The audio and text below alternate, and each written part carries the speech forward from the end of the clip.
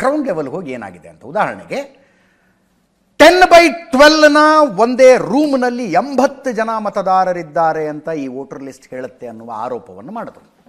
Address ಇದೆ ಅದರಲ್ಲಿ. ಈ ಅಡ್ರೆಸ್ ನೋಡಪ್ಪ, ಇದು 10/12 ರೂಮೇ ಇದೆಯಾ, ಇಲ್ಲಿ ನಿಜವಾಗ್ಲೂ 80 ಜನ ಇರ್ತಾರ, ಚೆಕ್ ಮಾಡ್ಕೊಂಡು ಬನ್ನಿ ಅಂತ ಕಾರ್ಯಕರ್ತರಿಗೆ ಯಾರಿಗಾದ್ರೂ ಹೇಳಿದ್ರೆ, ಬೆಳಗ್ಗೆ ಹೇಳಿದರೆ ಮಧ್ಯಾಹ್ನದಷ್ಟೊತ್ತಿಗೆ ಚೆಕ್ ಮಾಡಿ ಕೊಟ್ಬಿಟ್ರು ಏನಿದೆ ಏನಿಲ್ಲ ಅಂತ. ಇಂಥ ಸುಮಾರು ಆರೋಪಗಳನ್ನು ಮಾಡಿದ್ರು. ನೋಡಿ, ಈಗ ಫ್ಯಾಕ್ಟ್ ಚೆಕ್ ಯಾರು ಮಾಡ್ತಾ ಇದ್ದಾರೆ ಅಂದರೆ ನಾವು ಮಾಧ್ಯಮಗಳು, ಎಲ್ಲ ಚಾನಲ್ಗಳವ್ರು ಹೋಗ್ತಾ ಇದ್ದಾರೆ ಯಾವ ಅಡ್ರೆಸ್ನಲ್ಲಿ ಏನಿದೆ, ಯಾವ ಅಡ್ರೆಸ್ನಲ್ಲಿ ಏನಿದೆ ಅಂತ. ಗೋಪಾಲ್ ರೆಡ್ಡಿ ಅವರ ಮನೆ ಇದೆ. ಅವ್ರು ಹೇಳಿದ್ದು ಹೌಸ್ ನಂಬರ್ 35, 10/12 ರೂಮು. ಅಲ್ಲಿ 80 ಜನ ವೋಟರ್ಸಿಗೆ ವೋಟರ್ ಐ ಡಿಗಳನ್ನು ಕೊಟ್ಟಿದ್ದಾರೆ ಅನ್ನುವ ಆರೋಪ ಮಾಡಿದರು. ಗೋಪಾಲ್ ರೆಡ್ಡಿ ಅವರ ಈ ಅಡ್ರೆಸ್ ಸಿಕ್ತು. ನೆನ್ನೆನೆ ತೋರಿಸಿದ್ವಿ, ವಠಾರ ಇದ್ದಂಗಿದೆ ಅದು. ಅಲ್ಲಿ ತಾವು ಬಾಡಿಗೆ ವಸೂಲು ಮಾಡ್ಕೊಳ್ಳೋದಕ್ಕೆ ಈಸಿ ಆಗಲಿ ಅಂತ 35 ಮನೆಗಳನ್ನು ಕಟ್ಟಿಸಿ ಒಂದೊಂದಕ್ಕೆ ಒಂದೊಂದು ನಂಬರ್ ಇವರೇ ಕೊಟ್ಕೊಂಡಿದ್ದಾರೆ. ಮನೆ ನಂಬರ್ 1, 2, 3, 4 ಒಂದು 35 ಮನೆ ನಂಬರ್ಗಳನ್ನು ಮನೆ ಮಾಲೀಕರು ಕೊಟ್ಕೊಂಡಿದ್ದಾರೆ. ಅಲ್ಲಿ ಸರ್ವೆ ನಂಬರು 35 ಅಂತದ್ರದ್ದು. 35 ಮನೆಗಳನ್ನು ಸೇರಿಸಿದರೆ 80 ಮತದಾರರು ಇರುವ ಸಾಧ್ಯತೆ ಇಲ್ವಾ ಅಂದರೆ ಡೆಫಿನೆಟ್ಲಿ ಇರಬಹುದು. ಅಲ್ಲೆಲ್ಲ ಸಣ್ಣ ಸಣ್ಣ ಮನೆಗಳು, ತುಂಬ ಕಡಿಮೆ ಬಾಡಿಗೆಗೆ ಮನೆ ಕೊಟ್ಟಿದ್ದಾರೆ. ಈ ಕಾರ್ಮಿಕರಾಗಿ ಕೆಲಸ ಮಾಡುವಂಥವ್ರು, ಸ್ವಿಗ್ಗಿ ಡೆಲಿವರಿ ಬಾಯ್ ಆಗಿ ಕೆಲಸ ಮಾಡೋ ಥರದವರು, ಆ ಥರದವರು ಬಂದು ಅಲ್ಲಿ ಬಾಡಿಗೆಗೆ ತಗೊಂಡಿದ್ದಾರೆ. ಮತದಾರನು ಮಾತಾಡಿಸಿದ್ವಿ ನಾವು. ಎಲ್ಲಕ್ಕಿಂತ ತಮಾಷೆ ಅಂದರೆ ಪಾಪ ಗೋಪಾಲ್ ರೆಡ್ಡಿ ಕಟ್ಟರ್ ಕಾಂಗ್ರೆಸ್ ಕಾರ್ಯಕರ್ತ. ಕಟ್ಟರ್ ಅಂದರೆ ಕಟ್ಟರ್ ಕಾಂಗ್ರೆಸ್ ಕಾರ್ಯಕರ್ತ. ಈ 35 ಮನೆಗಳನ್ನು ಕಟ್ಟಿಸುವಷ್ಟು ದೊಡ್ಡ ಸೈಟ್ ಇಟ್ಕೊಂಡಿದ್ದಾರೆ ಅಂದರೆ ಸ್ವಲ್ಪ ಆರ್ಥಿಕವಾಗಿ ಚೆನ್ನಾಗಿದ್ದಾರೆ ಅಂತ ಅರ್ಥ. ಅವರ ಅಳಿಯಂದ್ರೆಲ್ಲ BJP ಅಂತೆ. ಮಾವ ಕಾಂಗ್ರೆಸ್ ಅನ್ನು ಸಪೋರ್ಟ್ ಮಾಡೋದು ನೋಡಿ ಅಳಿಯಂದ್ರೆ ತಮಾಷೆ ಮಾಡ್ತಿದ್ರಂತೆ. ಪಕ್ಕಾ BJP ಕಾನ್ಸ್ಟಿಟ್ಯೂಯೆನ್ಸಿ ಇದು, ಏನು ನೀನು ಹೋಗಿ ಹೋಗಿ ಕಾಂಗ್ರೆಸ್ ಮಾಡ್ತೀಯಲ್ಲ ಅಂತ. ನಾವು ಮೊದಲಿಂದಾನು ಕಾಂಗ್ರೆಸ್ಸು ಅಂತಿದ್ರಂತೆ ಗೋಪಾಲ್ ರೆಡ್ಡಿ.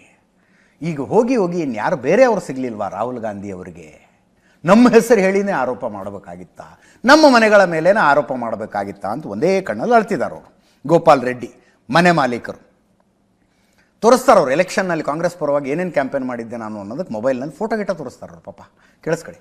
ಒಂದು ಮನೆ ಇಲ್ಲಿ ಎಲ್ಲ ಸಾಫ್ಟ್ವೇರ್ ಕಂಪ್ನಿಗಳಿರೋದ್ರಿಂದ ಇದೆಲ್ಲ ಮ್ಯಾಕ್ಸಿಮಮ್ ಎಲ್ಲ ಲೇಬರ್ ಕ್ಲಾಸ್ ಇಲ್ಲಿಗೆ ಬರೋದು.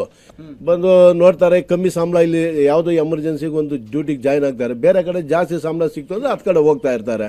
ಇಲ್ಲಿ ಯಾರು ಪರ್ಮನೆಂಟಾಗಿ ಸ್ಟೇ ಆಗೋದೇ ಇಲ್ಲ ಸರ್. ಇದು 35 ಸೀರಿಯಲ್ ಬಂದ್ಬಿಟ್ಟು ನಾವು ಕರೆಂಟ್ ಡಿಫಾಲ್ಟ್ ಆದರೆ ಇಲ್ಲ ಇನ್ನೇನಾದರೂ ಡಿಫಾಲ್ಟ್ ಆಯ್ತು ಅದನ್ನ ನಮ್ಮ ರೆಫರೆನ್ಸ್ಗೆ ಇಟ್ಕೊಂಡಿರೋದು. ಇದು ಅಲ್ಲ, ಇದು ಅವ್ರ ಪ್ರಕಾರ ನನಗೇನು ಅನ್ಸುತ್ತೆ 35ನೇ ನಂಬರು ರಿಂಗ್ ರೋಡ್ ಪಕ್ಕದಲ್ಲಿ ಬರುತ್ತೆ.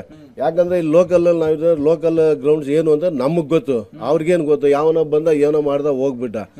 ನಾವಿನ್ನೆಲ್ಲ ಒಪ್ಪೋದಿಲ್ಲ. 35 ಸೀರಿಯಲ್ ನಂಬರು ಇಡೀ ದೇಶದಲ್ಲಿ ಚರ್ಚೆ ಆಗಿದೆ. ಅದೇ ಯಾವನೋ ಮಿಸ್ಗೈಡ್ ಮಾಡಿದ್ದಾನೆ.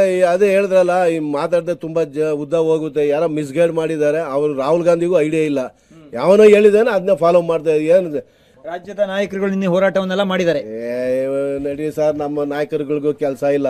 ಇವಾಗ ಇದೇನೋ MP ಎಲೆಕ್ಷನ್ ಅಲ್ಲಿ ಬೋಗಸ್ ಮಾಡ 136 ಸೀಟ್ ಕಾಂಗ್ರೆಸ್ ಬಂದಿದೆಯಲ್ಲ, ಅದನ್ನು ಬೋಗಸೆ ಅಲ್ವಾ? ಆಮೇಲೆ ನಾನು ಬೆಳಿಗ್ಗೆ ಬೋಗಸ್ ಅಲ್ವಾ 136 ಸೀಟ್ ಬರೋದಕ್ಕೆ ರೀಸನ್ ಏನು? ಅವರು ಬೋಗಸ್ ಮಾಡಿರ್ತಾರೆ. ಖರ್ಗೆ ಅಳಿಯ ಗೆದ್ದ, ಅದು ಬೋಗಸ್ ಅಲ್ವಾ? ಮಾದೇವಪ್ಪನ ಮಗ ಗೆದ್ದ, ಅದನ್ನು ಸರ್ಚ್ ಮಾಡ್ಲಿ ಬಿಡಿ. ಮಾತಾಡದೆ ಎಲ್ಲೆಲ್ಗೂ ಹೋಗದೆ ತಲೆ ಇವ್ರು ನೋಡಿ, ಇವ್ರು ಕಾಂಗ್ರೆಸ್ ಕಾರ್ಯಕರ್ತರೇ ಆಗಿದ್ರು, ಅವ್ರನ್ನೇ ಮಾತಾಡ್ತೀನಿ ಅಂದ್ರು. ನಿಜನಾ? ನೀವು ಕಾಂಗ್ರೆಸ್ ಕಾರ್ಯಕರ್ತರಾಗಿದ್ರು? ಕಾಂಗ್ರೆಸ್ ಅವನೇ. ನಾನು ಕಾಂಗ್ರೆಸ್ ಅಲ್ಲಿ ಇದ್ಕೊಂಡು ಇಲ್ಲಿ ಬೋಗಸ್ ನಡಿಯಕ್ ಆಗುತ್ತಾ? ನನಗೆ ಗೊತ್ತು ಸರ್, ಇದು ಪಕ್ಕಾ BJP ಬೆಲ್ಟ್. ಯಾವನ್ ಏನು ಮಾಡಿದ್ರು ಇಲ್ಲಿ ಬರೋದೇ BJP.